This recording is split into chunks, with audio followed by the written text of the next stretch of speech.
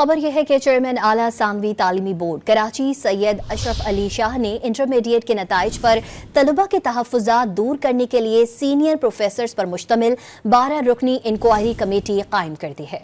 मज़ीद जानते हैं डॉन न्यूज़ के नुमाइंदे सैयद वसीम से। वसीम, आगाह कीजिएगा, तालीमी बोर्ड कराची ने ये इंटरमीडिएट की इंक्वायरी के लिए कमेटी कायम की है, कमेटी की क्या जिम्मेदारियाँ होंगी?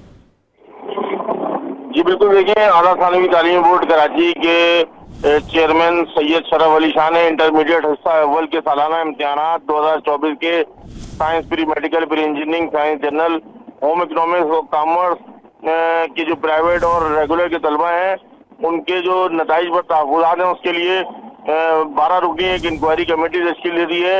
इंक्वायरी कमेटी सरकारी कॉलेज के प्रिंसिपल समेत तमाम मज़ामीन के हेड एग्जामिनर्स को जो है वो उसमें शामिल किया गया है।